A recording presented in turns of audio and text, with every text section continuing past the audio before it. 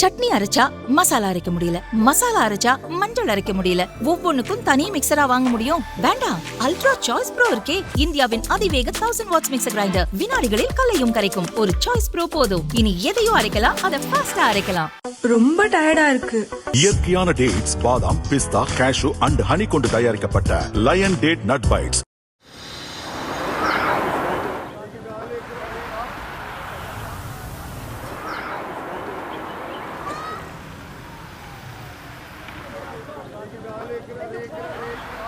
பாகிஸ்தானில் டிஎல்பி எனப்படும் தெஹ்ரீக் லப்பை என்னும் அரசியல் கட்சி செயல்படுகிறதா? இது ஒரு தீவிர முஸ்லிம் அரசியல் கட்சியாகும். காசா விவகாரத்தில் இந்த கட்சி தொடர்ந்து போராட்டம் நடத்தி வருகிறது. குறிப்பாக காசாவில் இஸ்ரேல் ஹமாஸ் இடையே நீடித்து வந்த போர் நிறுத்தப்பட்டுள்ளது. அமைதி ஒப்பந்தம் உருவாக்கப்பட்டுள்ளது.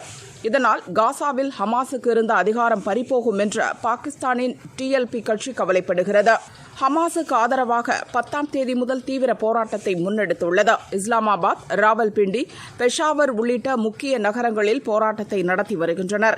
இதை தடுக்க ராணுவ நடவடிக்கையை பாகிஸ்தான் கையில் எடுத்தது. இதனால் பல இடங்களில் கலவரம் வெடித்தது. தெருக்கள் கலவர காடாக மாறின. போராட்டத்தில் போலீஸ், ராணுவ வீரர்கள் கொல்லப்பட்டனர். பதிலுக்கு அவர்கள் நடத்திய துப்பாக்கிச் சூட்டில் ஏராளமான போராட்டக்காரர்களும் இறந்தனர்.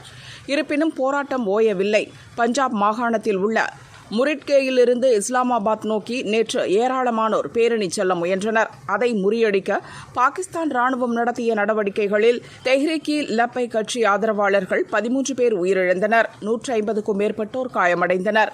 டிஎல்பி ஆதரவாளர்கள் கற்கள், கம்புகள், பெட்ரோல் குண்டுகள், துப்பாக்கிகளால் தாக்குதல் நடத்தியதால் பதிலடி கொடுத்ததாக போலீஸ் தரப்பு தெரிவித்தது. இதுவரை 90 போலீசார் காயமடைந்துள்ளதாக அவர்கள் கூறினர். டிஎல்பி போராட்டம் மற்றும் வன்முறை சம்பவங்களால் பாகிஸ்தான் முழுவதும் பதற்றம் நிலவி வருகிறது.